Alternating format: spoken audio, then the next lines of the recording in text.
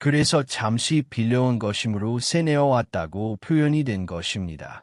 결국 인생들이 접하는 각각의 세대의 공예는 성경 안에 들어있는 사람이 추측 불가능한 깊이의 공예 중에 사람의 지적 능력의 상태에 맞추어 점진적으로 세대가 진행이 될 때마다 이전 공예를 멸할 수 있는 정도까지 많은 사람에게 보여주시는 것입니다.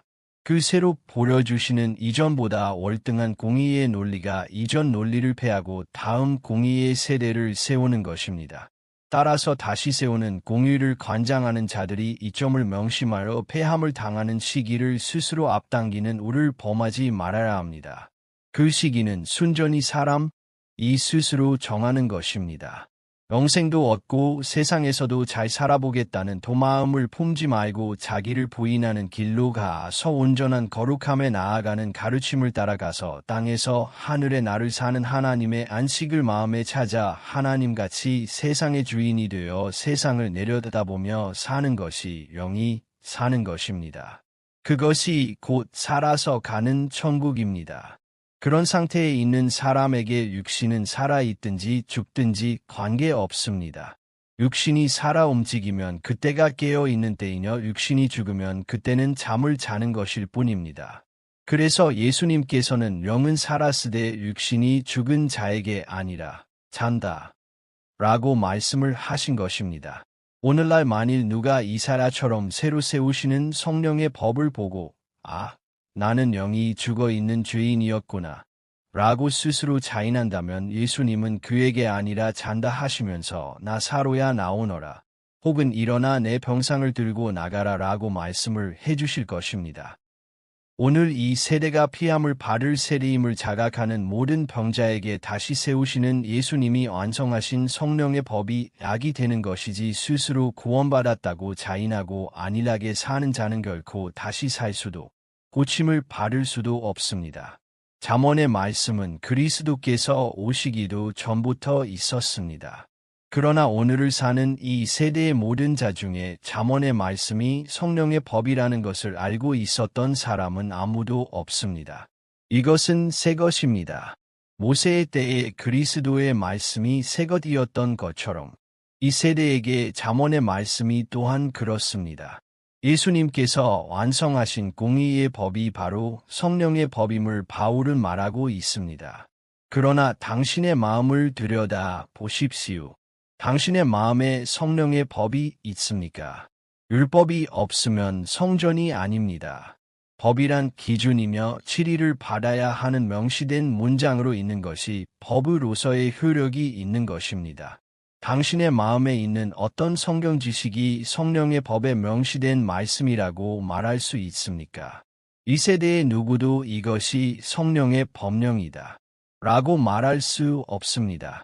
하나님이 이제 세우신 것을 이미 가지고 있다고 말할 수 있는 사람이 어떻게 있을 수 있겠습니까? 본서에서 가르치시는 하나님의 말씀들이 과연 잠언의 말씀들 속에 있는지 아직도 확인해 보지 않으셨다면 이제라도 확인해 보십시오. 잠언 1장부터 9장까지의 말씀이 본 이사야 전체의 말씀과 맥락을 같이 합니다. 그리고 10장부터는 법령이 이어집니다. 그 이어지는 말씀은 모두 낱개의 법령입니다. 다만 당신이 그 뜻을 모르고 있는 것뿐입니다. 본 이사야의 말씀을 풀어쓸 수 있는 것은 이미 그 말씀의 뜻을 모두 풀어주셨다는 것을 뜻합니다.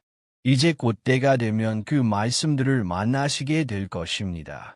하나님의 역사는 환상이나 몽상적인 상태에서 만나지는 것이 아니라 지극히 이성적인 사고의 바탕 위에서 논리적인 사고를 할 때 만나는 것입니다. 왜냐하면 하나님은 이성을 가진 인간, 논리적인 사고를 하는 인간을 창조하셨기 때문입니다. 그날에는 사람이 한 어린 암소와 두 양을 기를 것인데 사람이란 영이 산자를 뜻하며 암소나 양은 하나님의 안식에 들기 위해 길을 가는 과정 중에 있는 자를 뜻합니다. 암소란 일하는 자를 낳을 일을 하는 자, 즉 종을 다스리는 종의 역할을 하는 사람을 뜻하며 도양이란 그 위에 세움을 받는 세상으로 둘씩 보내어지는 제자를 일컫는 말입니다.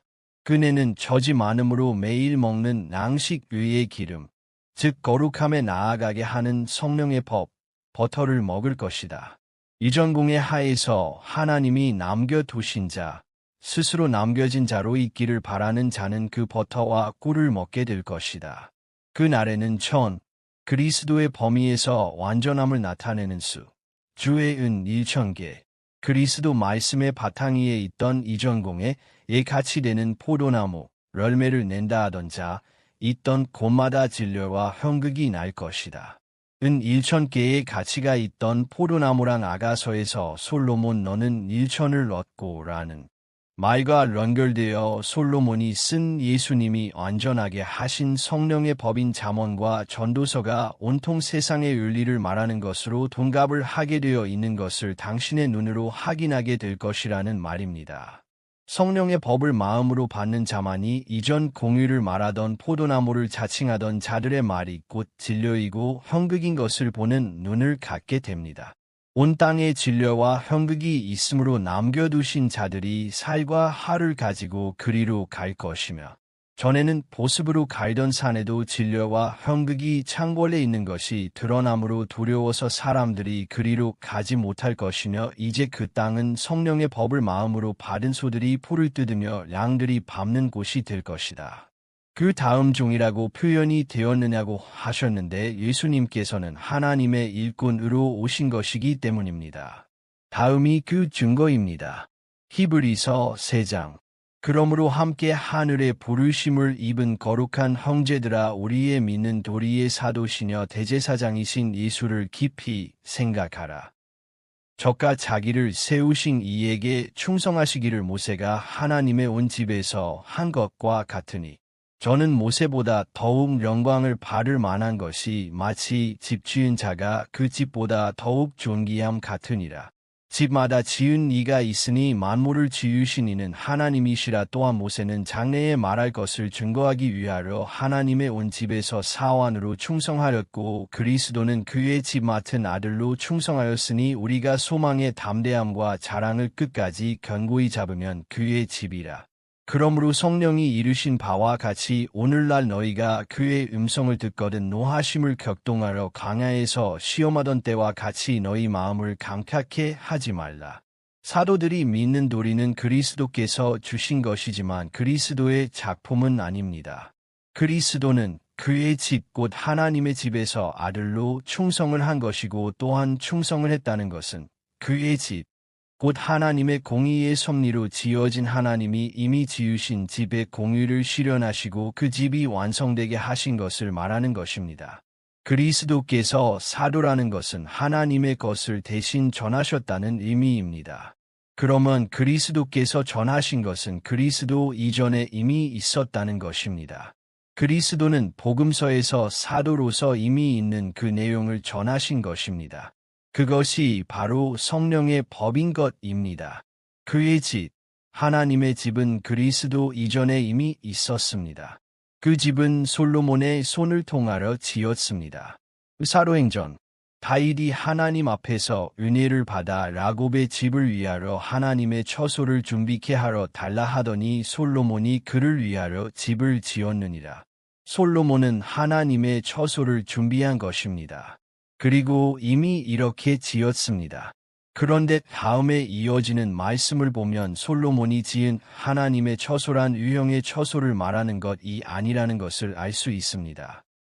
그러나 지극히 높으신 이는 손으로 지은 곳에 계시지 아니하시나니 선지자의 말한 바 주께서 가라사대 하늘은 나의 보좌요 땅은 나의 발등상이니 너희가 나를 위하여 무슨 집을 짓겠으며 나의 안식할 처소가 어디뇨. 이 모든 것이 다 내 손으로 지은 것이 아니냐 함과 같으니라.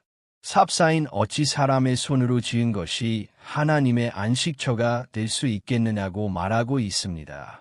다시 말해 솔로몬이 이미 지은 그 하나님의 처소는 하늘, 곧 하나님의 세 번째 공법인 성령의 법 안에 있는 것이라는 말입니다. 그리스도께서는 이처럼 이미 하나님을 위하여 솔로몬이 지어놓은 집에 관한 말씀을 전하는 사도로 오신 것입니다. 다만 그 집은 미완성이었으므로 그 집을 십자가로 공의를 실현하시고 완성하는 충성을 행하신 것입니다. 예수님께서는 다음과 같은 말씀을 하셨습니다.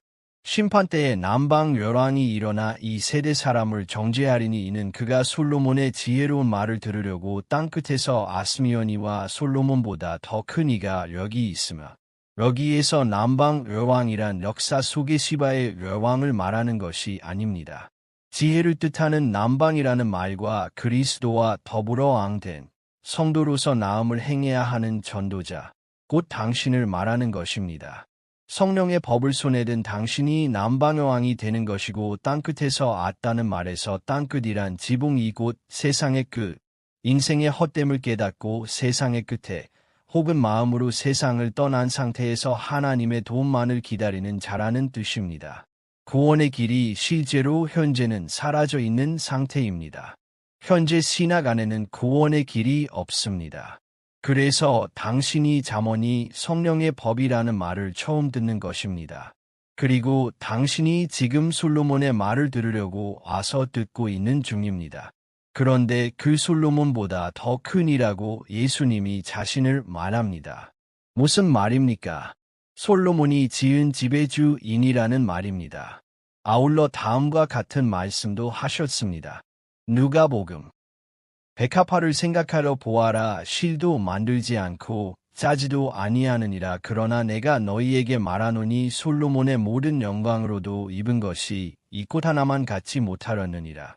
이 말씀에서 실로 만들고 짠다는 것은 다음의 잠언 31장의 말씀에서 실과 짜는 것과 같은 의미입니다. 잠언 31장.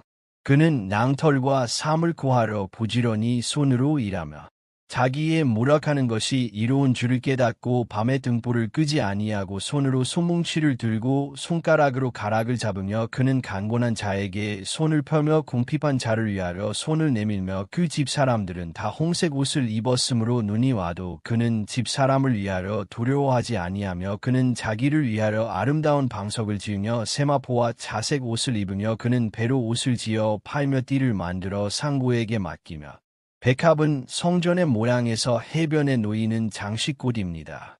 또한 예수님을 백합으로 표현하기도 합니다. 향기를 바라는 사도, 빛을 전하는 사도를 뜻하는 꽃입니다. 솔로몬의 모든 영광, 곧 잠언과 전도서와 아가서의 실로 짠 옷, 즉 그 빛인 진리의 말씀, 이 모두 그리스도와 사도들과 또한 그리스도와 더불어 왕으로 삼아지는 성도 하나보다 못하다는 말씀인 것입니다. 왜냐하면 그것은 수단이고 목적은 하나님의 아들이신 그리스도와 또한 그 수단을 통하여 얻게 되는 하나님의 아들이 목적이기 때문입니다. 문장을 잘 읽어보면 빛을 의미하는 영광과 꽃과는 사실 연관성이 전혀 없습니다. 그것이 연관이 있으려면 이렇게 영광을 빛이 되는 말씀으로, 옷을 말씀의 논리로, 꽃을 제자로 보고 문장을 읽어라만 말이 된다는 것을 알 수 있습니다. 만일 이 말씀을 단순하게 솔로몬이 입은 옷보다 백합이 더 이름답다라고 이해를 한다면 이 말은 동의하기 어려울 뿐만 아니라 굳이 이렇게 말씀을 하셔야 하는 이유를 찾을 수도 없다는 것을 알 수 있습니다.